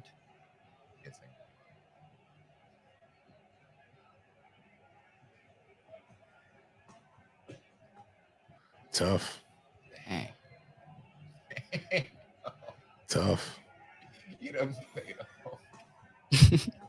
Just to get pepper spray. Yeah. You cramping and got pepper spray. That's hilarious. Get back.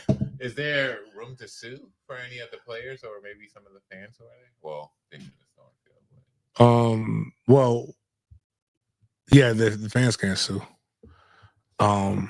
Players technically can't. You sign liability waivers. So I can promise you, some of those guys might not be working that detail anymore. Yeah.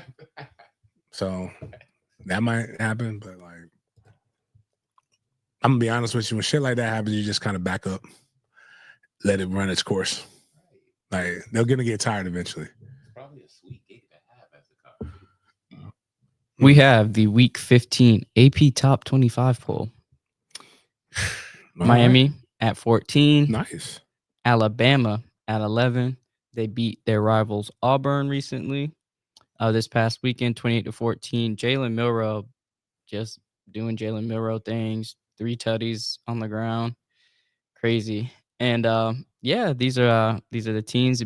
Boys State cracked the top 10. Shout out to them. And then SMU is currently the highest ranked ACC team, with that being their first year in the ACC. So did Colorado's ranked 20th. Memphis peaked in at 25 after they beat Tulane. And yeah, what do you think about this? Miami at 14. Oof. I mean, Miami's right there. I wonder what does this next week of college football look like? Will it be can it be kind enough for Miami? You got SMU is ranked where? 8. Okay. Because this weekend is the all the divisional championship games. So you got Mountain West Championship, UNLV at Boys State. Boys State is favored by 3.5 spread. Tulane playing Army for the American Athletic Championship. Tulane is How's favored. Tulane ranked 17th and Army's not ranked? Well, Army's only loss comes from Notre Dame. They trying my dogs. You got Iowa, Arizona State for the Dr. Pepper Big 12 Championship at Arizona State. Arizona State is favored by 2.5. 2.5. You said Iowa, Arizona State? Yeah, Iowa State and Arizona State. Oh, okay. I'll share it with y'all.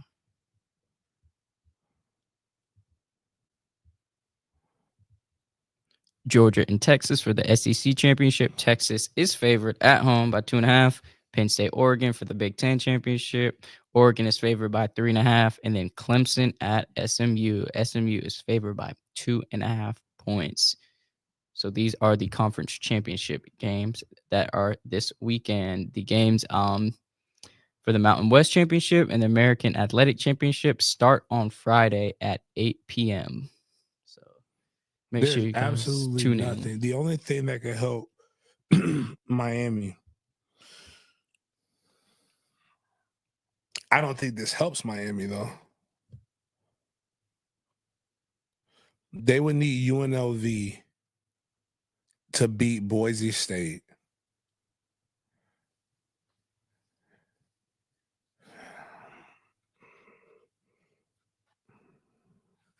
That's really all that helps. Iowa State, Arizona State, whoever the winner of that game gets in. They get their automatic bid.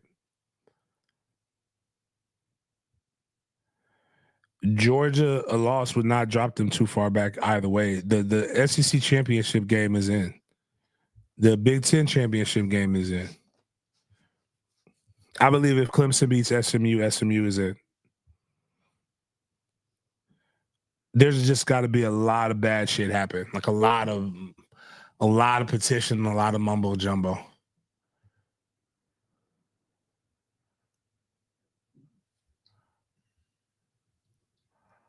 That's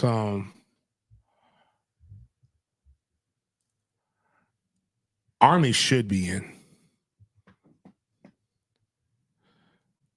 I really do. I think it's crazy. I think these motherfuckers missing out on stuff.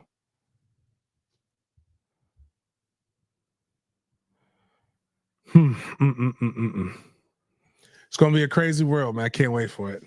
Cannot wait for next weekend. I do know this. If Miami doesn't make it, they're either going. Both Florida or Miami are either going to Jacksonville or Orlando, but they both will not be going to the same place. So interesting, funny. What else we got? So switching to the NFL, we almost approaching the 2-hour mark. So I just want to make sure we get some of this news out there to the Dan Media Group fam. So the Chicago Bears have fired their head coach, Matt Eberflus, after the horrendous lack of coaching during the Thanksgiving game against the Detroit Lions. So fun fact, for the first time in 100+ year history of the franchise, the Chicago Bears have made an in-season head coaching change, firing Matt Eberflus. So he's making some history. And did you watch who all watched in the chat? Let us know the Lions and Bears game. Oh, I watched that. It was crazy. He deserved to be fired. And to be honest with you, Caleb Williams deserved to be demoted. Like you in that situation, somebody needs to call a timeout. You have it. You know what's at stake. I have no idea why they did not. Like, that's just great. That's insane. So shout out this page right here called OptaStats. So they had this really interesting stat I want to share with y'all. In the last 30 NFL seasons, 1,501 times has a team lost by 1 to 3 points in regulation. This is including the regular season and postseason. Of those, only the Bears today ran a play from inside the opponent's 30 on the final drive, but ultimately had time expire without bringing out the field goal unit and without using all their timeouts. That is just completely embarrassing.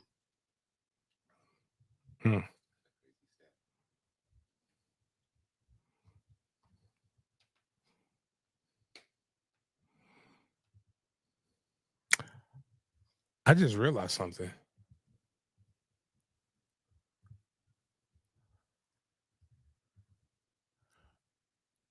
We just got to upgrade. The D tackle. Oh wow, we got Tony. I like Tony. It's not about the hire. It's not about the DC. It's about the hires that he makes. And we just got to Terrence Knight. And anybody who's a Jacksonville Jaguar fan, you remember that nickname? You remember that name? Pot roast. He's been killing it in college. That's a pretty good pickup there. He also got hit in the back of the head with a bottle. He can tell kids to stay out of clubs. But no, my bad. Going back to NFL, but that was that's crazy, dog. The NFL again. A lot of parody, man. A lot of parody. Lots of parody. I'm liking it. I'm loving this season. I went so far. I had a 16-leg parlay. I did not realize that it was going to be snowing in Green Bay. If I had realized that, I would have not picked the Dolphins. But even then, that's the only thing I messed up with in that parlay. I made another parlay. I pulled out. I shouldn't have, but I did. I punked out. I didn't like my 4 o'clock picks because last week I got my ass whooped in the 4 o'clock picks. Man, the original one, the 16 leg was like a $2 bet that I would have got like something like $50,000. They would have been begging me to cash out at this point because the Broncos are going to beat the Browns. But like it was to only lose one game because you didn't really do enough research and still almost do pretty good. It's crazy, man. But yeah, so it's easier to pick winners in the NFL than it is in college. Are we going back to the Redskins? So discussions and quote good faith negotiations are ongoing between the NFL and the Commanders to bring back the Redskins logo via Senator Steve Daines. While no decision has been made, many say the logo symbolizes pride for Native communities. So we might be switching back from the Commanders to the Redskins, and just want to let y'all know this. If anybody did know this, this is pretty interesting. Just obviously with the geopolitical climate of everything and indigenous groups and identity, et cetera, et cetera. So this is interesting to see they backtracking. The cool thing is, see, this is where people like probably should have done this in the beginning. That's not red face or whatever you would call it. That actually does look like the person that, like, you know, for example, if they wanted to make Uncle Ben's and Aunt Jemima, right? If they would have used Marvin Harrison Jr., I would be like, you know what? Okay, like this is kind of, I can see how you can get to that. But most black people don't, like, they're not given the proper credit for the person. So, like, it's always a really bad look. They just didn't want to be called the Redskins because they suck. Now that they're good again, they're like, you know what? Being red ain't that bad. I bet on Hard Rock Cafe. Hard Rock Bet. If anybody doesn't have Hard Rock betting app, let me know. We can get this guap together. Let's get this $50, man. I get 50, you get 50, we all win, dog. Come on, let's get this guap together. Londa put the natives were saying the whole time that they didn't give a damn and wanted to leave that name alone. You know who it always is? White women. It's always the white women. And you know what? They really don't care. They really don't give a fuck. They're just trying to control. They're trying to win their own battles. They're bored. Like what my guy said, since when did you put your size 6 Prada over the gate of oppression?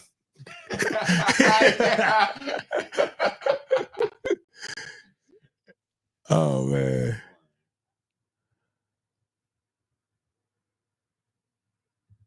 Damn it. Make sure Mike cannot post his goddamn referral link anywhere in here. You will not use my platform. Oh yeah, we can delete comments. So if you put it in there, delete that shit, Mike. If you put it in there, we're gonna delete it. Nah, but that shit's funny, dog. So coming back home, Trevor Lawrence suffered a crazy late hit by Azeez Al-Shaair around the second quarter, 4:13 mark, and he was shortly ejected after that. Now, the video that I will play on the screen shows a medical breakdown of the hit and the reactions of Trevor Lawrence's body. And I thought this was a very, very great tool to have. And this guy just breaks down a lot of fencing. Yeah, that's also a lot of shadow boxing. That's crazy. Like everybody's a real brawl going on. Trevor over there boxing air. Oh my God. Oh, man.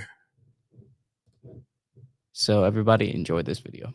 Jaguars quarterback Trevor Lawrence went down with a scary concussion today and displayed posturing and fencing responses directly following impact. Let's break down why this occurs with an intention to raise awareness for TBIs. You'll see the defender here use his left arm and drill him square in the head, which causes this rotational force to the right. And then this is subsequently followed by the back of the head striking the turf. Then if you watch that left arm, it goes up into extension here while the right arm is flexed upward. This is the classic fencing response following a traumatic brain injury. The combination of these causes the brain to rapidly accelerate and decelerate while also rotating and twisting inside the skull, causes damage and temporary dysfunction of this region of the brain called the brainstem, which is responsible for motor reflexes and even regulating your breathing and heart rate. The fencing response, which is sometimes observed after a concussion or TBI, is thought to be linked to the reactivation of a primitive reflex we all had as babies, the asymmetric tonic neck reflex. In a healthy adult, the higher brain centers, like the cerebral cortex, usually suppress these reflexes. When the brainstem is temporarily damaged, it can block communication with the higher brain centers. This loss of control from the higher centers is thought to reactivate the primitive reflexes through disinhibition. This response is now part of the NFL's no-go symptoms, which rule out a player immediately. T-Law had obviously given himself up on this play, so it's tough to watch the defender not let up, wishing him a safe and speedy recovery. Jaguars quarterback. I mean,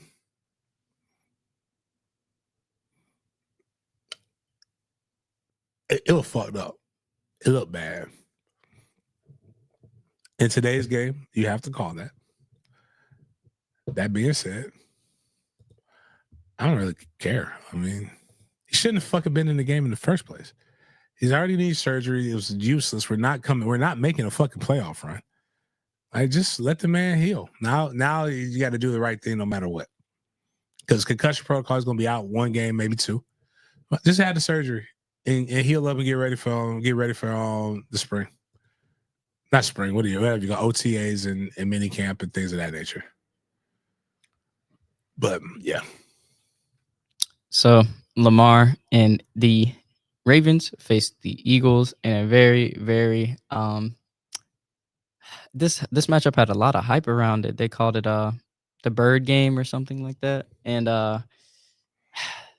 people's parlays got disappointed, man. Guys, I'm gonna help you with your parlays. Ravens play a good team. When the Ravens play themselves, bet against them. They don't know how to beat themselves. They don't know how to stop the run very well, and they don't handle scrambling quarterbacks or quarterbacks that can extend plays. That's why I picked against them when they played the Steelers, and that's why I picked against them for this one right here. It wasn't really that hard to pick against.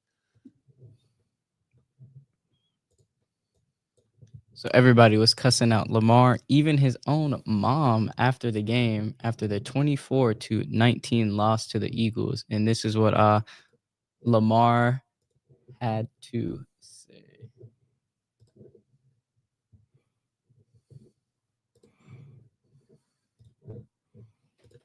Lamar, looking back, do you feel like there were some opportunities to run today for you that you may have passed up?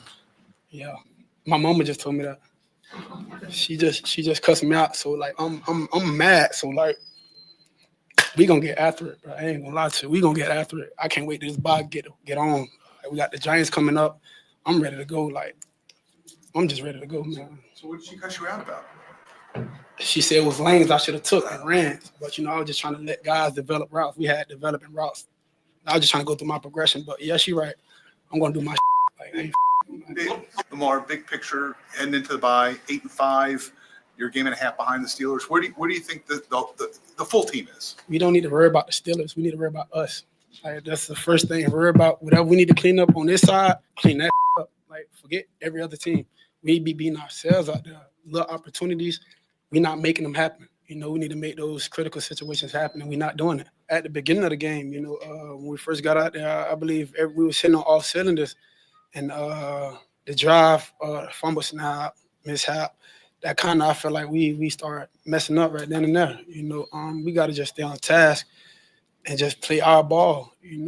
Just play how we play. That was a pretty good team. Don't get me wrong. But I felt like we left stuff out there. We should have put more points on the board. Shouldn't even put Tuck in those type of situations. Yep, I agree with him. I like the pump and no pump. So last night during the Sunday night game, Josh Allen made history. So he was the first quarterback in NFL history to catch, pass, and run for a touchdown in a single game. This is the stat right here. He did a hook and ladder, man. Yeah, that was wild. If you guys bet on Josh Allen to get 2+, I started to do the all touchdowns too. Oh, that would have got me in, man. That's crazy. Yeah, Josh Allen 2+ total passing touchdowns, 130. But if you had Josh Allen 2+ touchdown scores, that's plus 550. And with this, he is leading the regular season MVP race.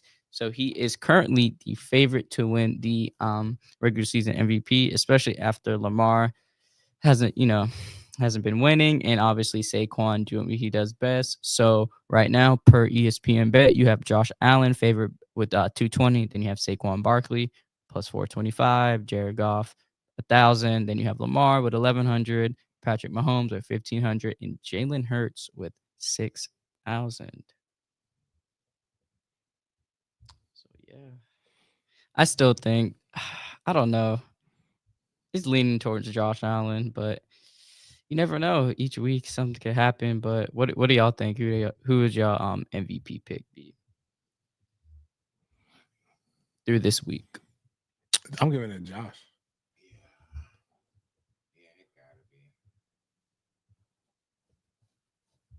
Yeah, I would say Josh too. I know it's not likely they would give it to a running back, so that's why I feel like it's. But I feel like Saquon is definitely one of the best players in the NFL this season. But MVP, it's obviously just a quarterback award. So yeah, but if I had to give it to a player, it would be Saquon. But Saquon is definitely doing. Yeah, Saquon means more to Philly than Jalen right now.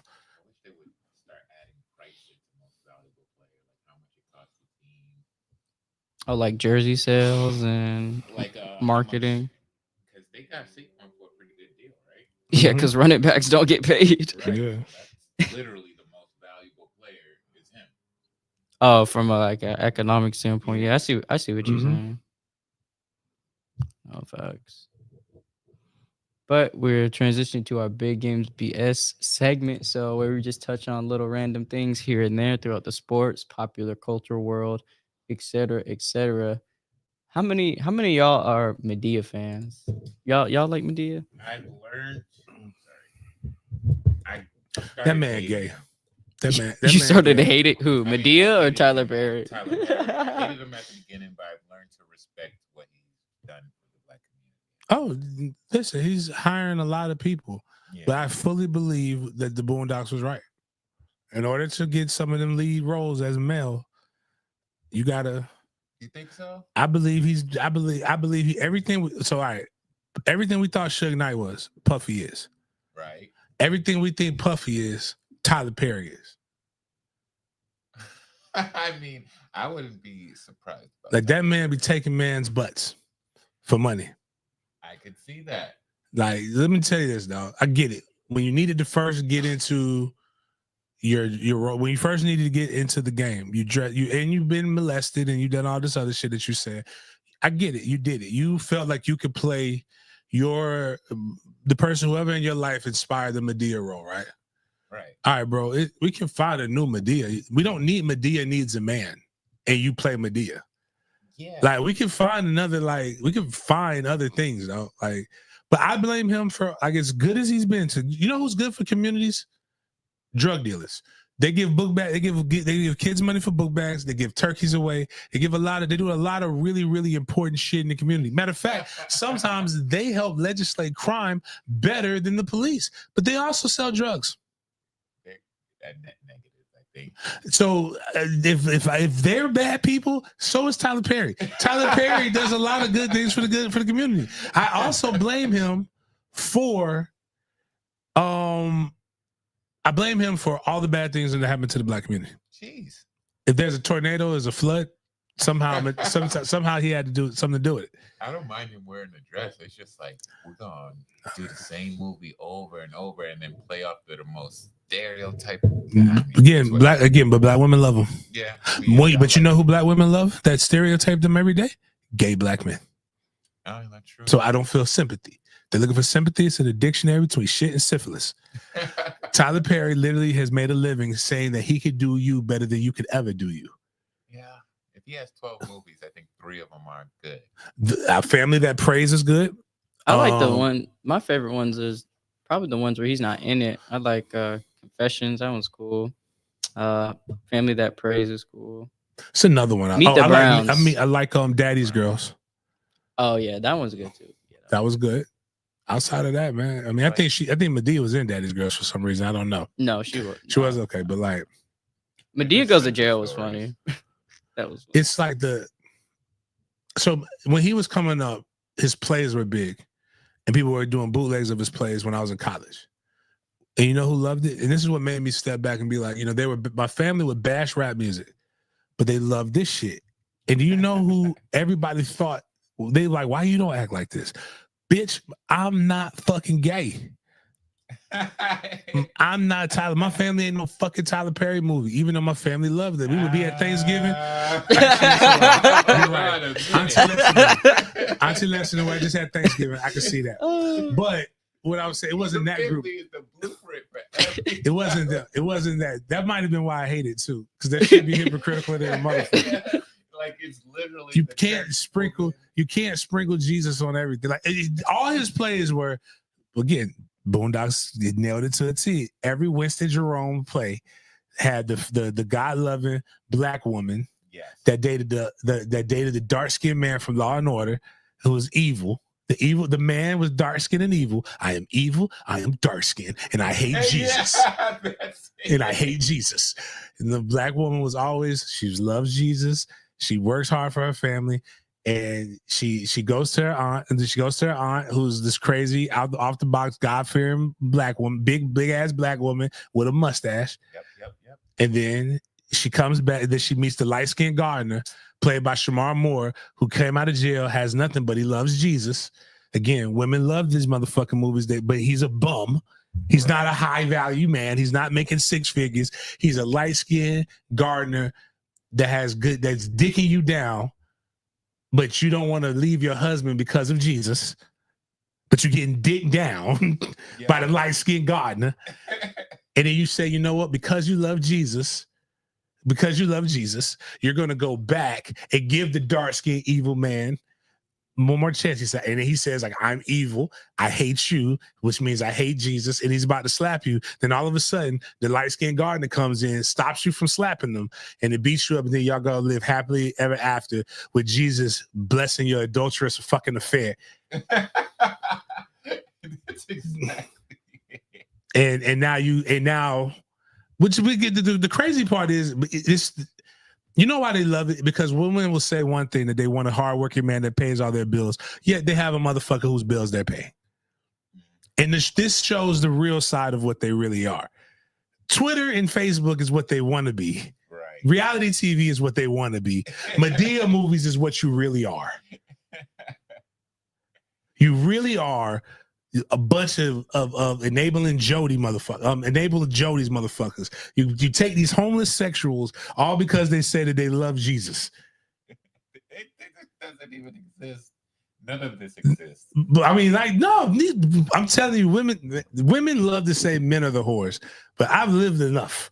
I have lived enough to know that it is some wild shit that y'all do just to make it and then blame the man for it. I cheated on the light-skinned gardener. Cheated on you with the light-skinned gardener because you hate Jesus and Jesus told me to do. You were at work too much.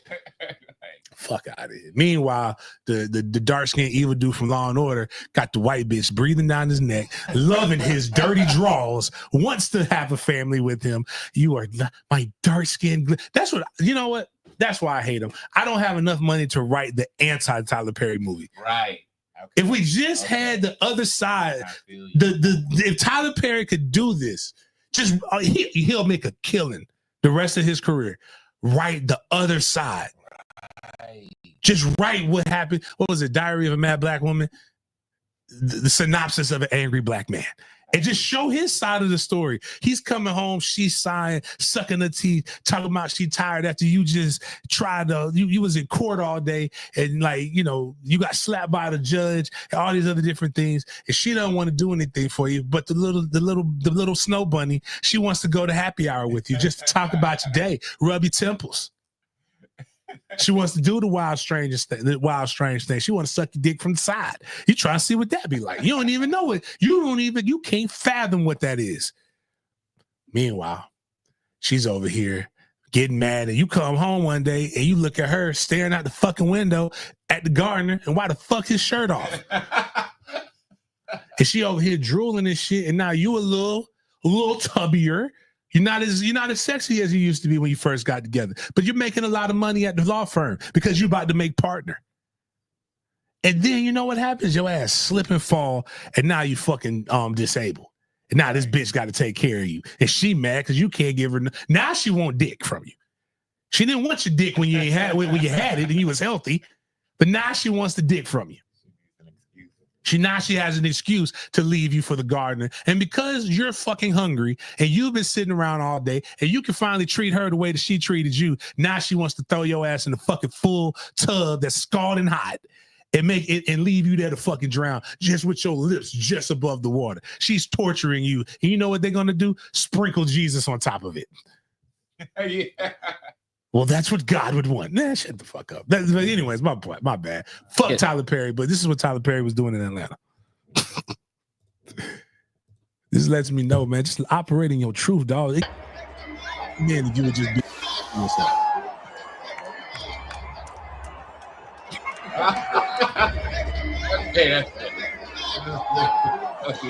I'm just saying it's Atlanta. Y'all, this is actually him. I know that, right? That's not. No, bro. I live in Atlanta, so nah, that's not him, bro. Okay, my bad. But and I feel bad. Do it, so somebody put a. Let me see if I can. It looked like him, but because I don't know if this was Pride Night for the Falcons. It would explain why they lost. But somebody sent me something with FAMU's FAMU, like one of the most notable alumni. Good dude. They named like the acting school. Not acting school, the video school after him. You don't even need to see the picture. If I could find the video, you can just listen to the words and realize that it's a lot of sassiness, a lot of sassafrance. Are videos frozen?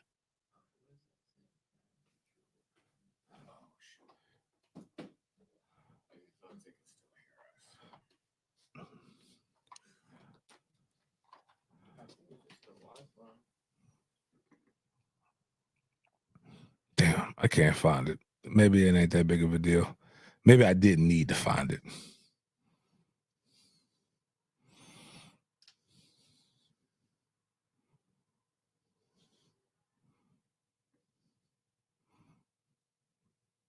Yeah, I don't need to find this. This is crazy. I don't even remember who would have sent it to me.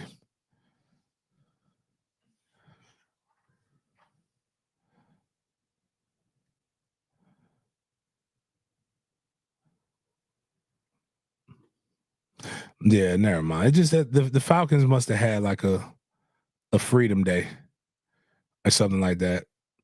But they, yeah, you know, it's just like, you know, everybody come out there. You know.